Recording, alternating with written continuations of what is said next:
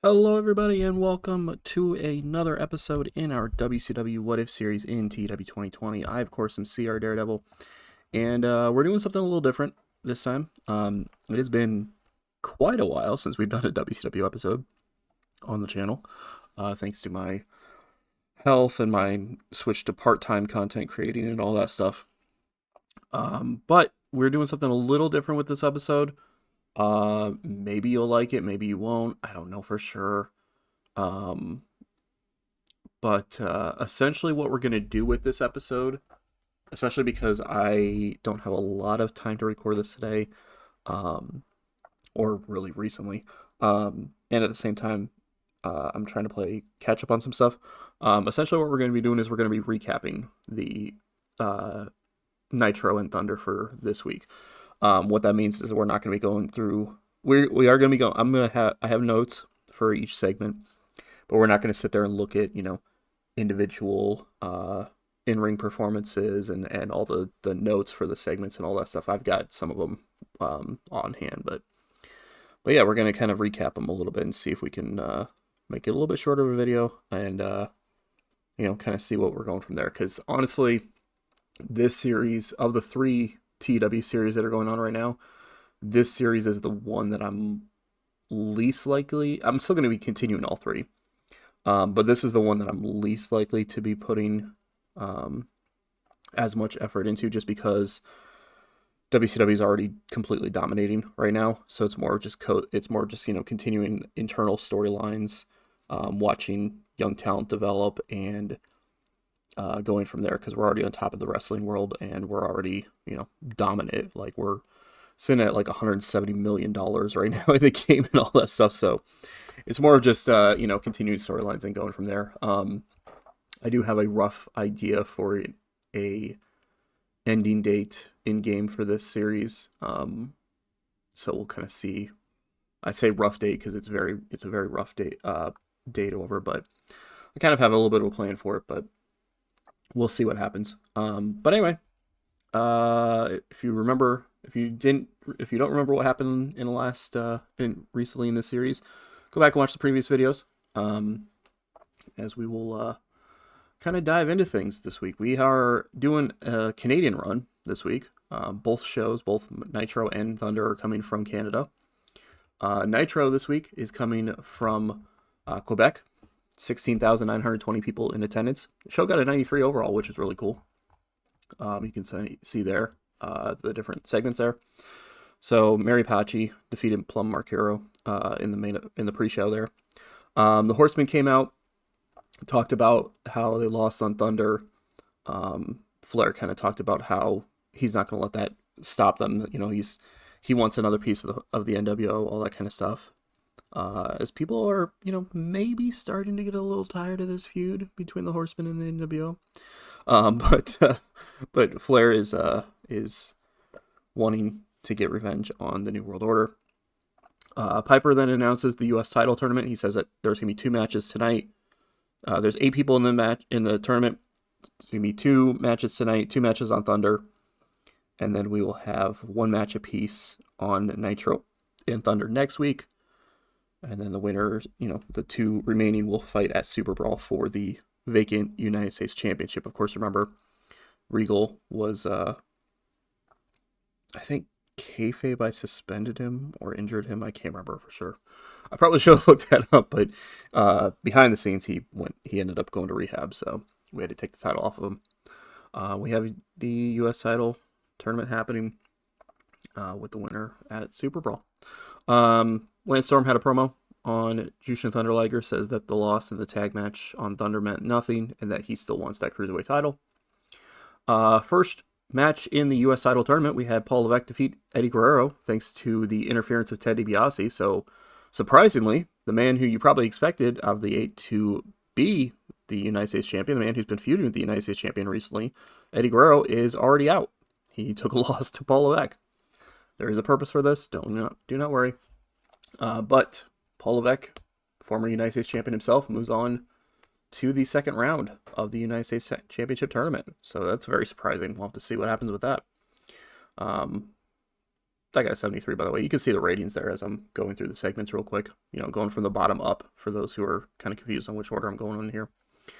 We've got Raven with a backstage promo. He just issues a warning to Mark Merrow saying if Merrow really wants a one-on-one match with him, he has no problem granting it, but Merrow needs to know that it's going to be the end of him, essentially.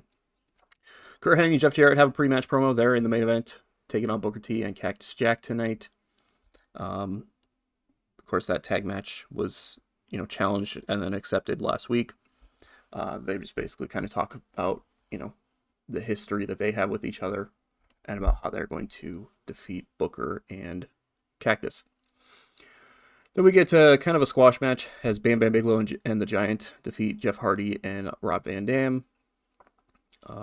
There wasn't much there. Hardy and RVD kind of testing out a little bit of, kind of somewhat teaming up recently. But they take a loss to Bigelow and the Giant, who are obviously dominating right now. They go to try to attack him some more. Bigelow and Giant try to attack him some more after the match when Rikishi Fatu and Samu make the save.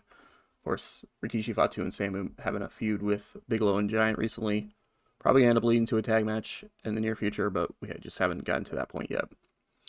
Perry Saturn has a brief interview where he just kind of talks about being here in WCW, being in wrestling, all that kind of stuff. It's more, it's just kind of a little bit of a hype up video or a hype up interview for him. Chris Jericho has a promo where he also talks about the loss in that tag team matchup on Thunder, but he says that doesn't mean anything because he can still beat Alex Wright easily, and that Alex Wright, getting a tag team victory means nothing because Wright can't beat Jericho one-on-one. Bull Nakano has a promo where she is not happy about continuously being not considered a threat in the women's division here in WCW and plans to do something about it. Next match in the U.S. title tournament, Rick Martel actually defeats Chris Benoit thanks to Sean Waltman and Jerry Lynn getting involved and costing Benoit the victory.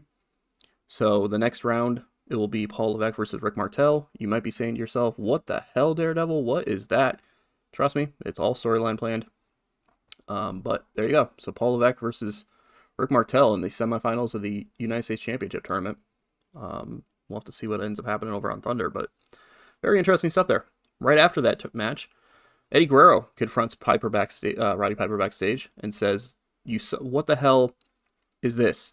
The New World Order costed me the match. The New World Order costed Chris Benoit the match. Why can you not get any goddamn control of of this place? You're supposed to be the authority figure here, and you can't get any goddamn control of this place. And he storms off before Piper can even respond. So, very interesting. Guerrero is really pissed off right now. He's not happy. We get a little bit of a Taz promo where he basically just is here and he's not happy, or he's not happy. He's looking to make a name for himself here in WCW and looks to choke people out to do so. Then we have a backstage segment with Austin and Sting. Essentially, it's just Sting kind of thanking Austin for coming to his, for helping save him last week on Thunder. And Austin just says, it's no problem.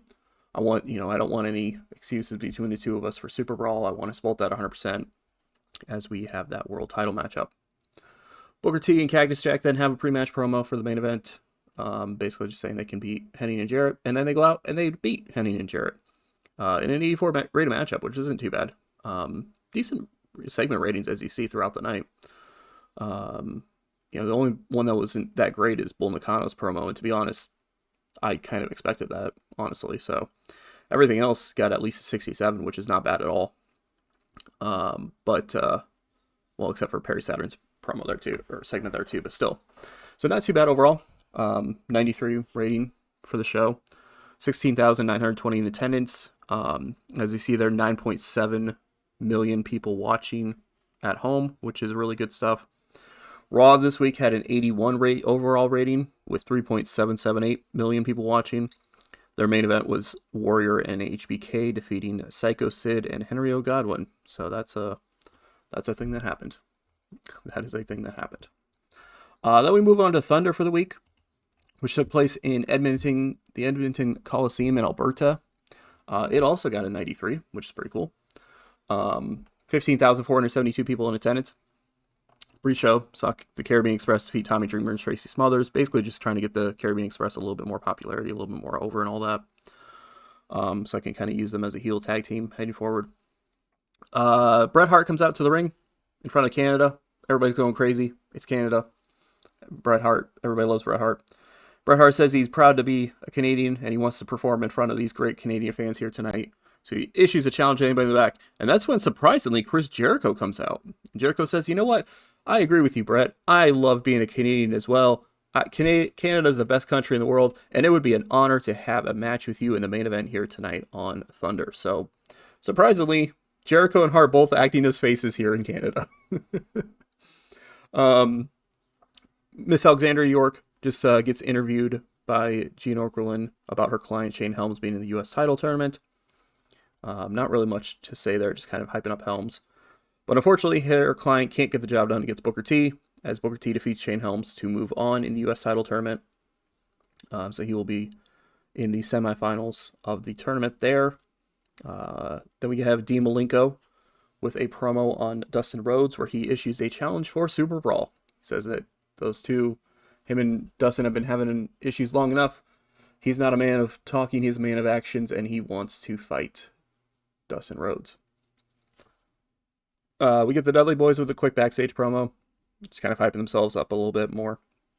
Again, as I've mentioned, trying to build up some young talent, trying to get them some more popularity and whatnot, especially because, you know, there's kind of a big gap right now between the top stars of WCW and everyone else, so I'm trying to help build up some other people there.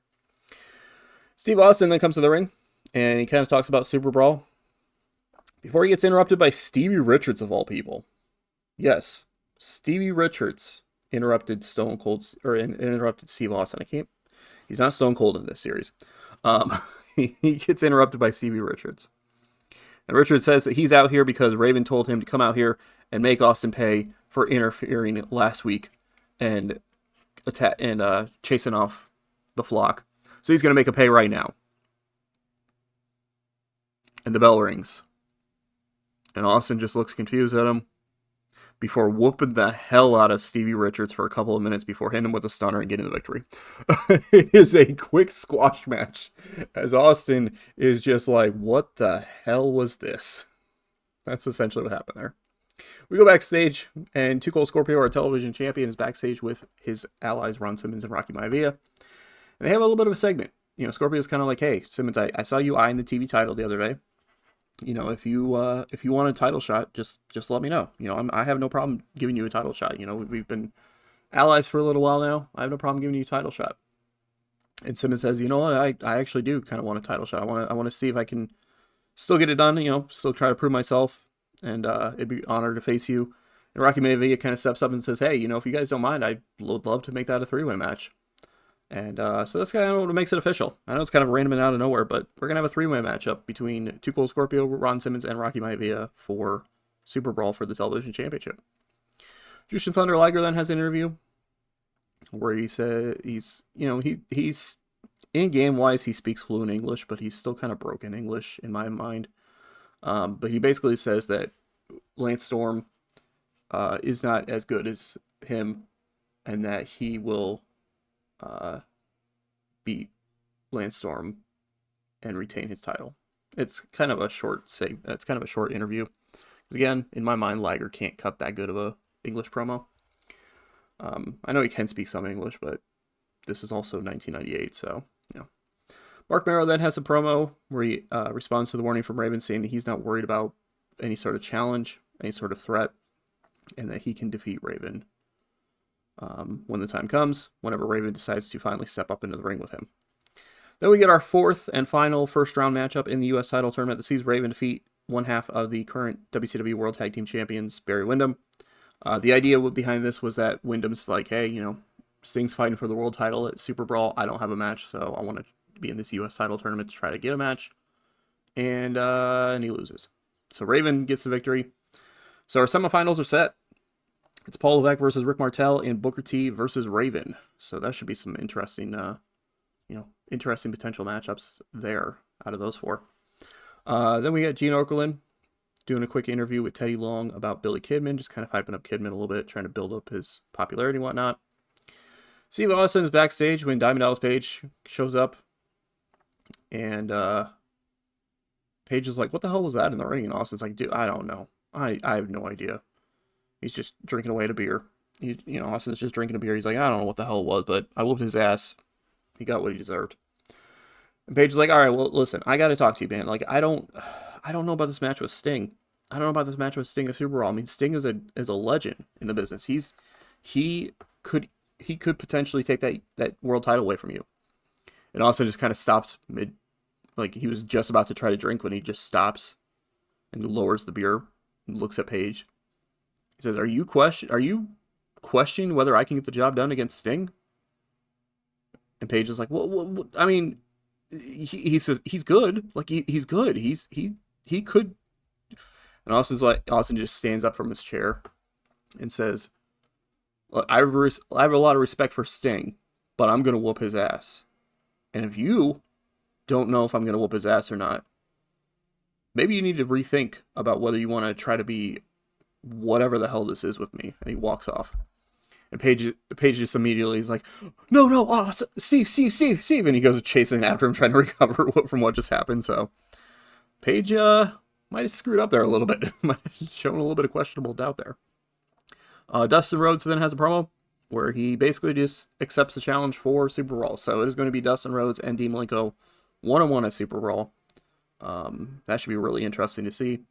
Rhodes does bring up the fact that the last time these two fought one-on-one in the middle of the ring, he did beat him on Nitro a couple months ago, and he says that he's going to do the same thing at Super Brawl.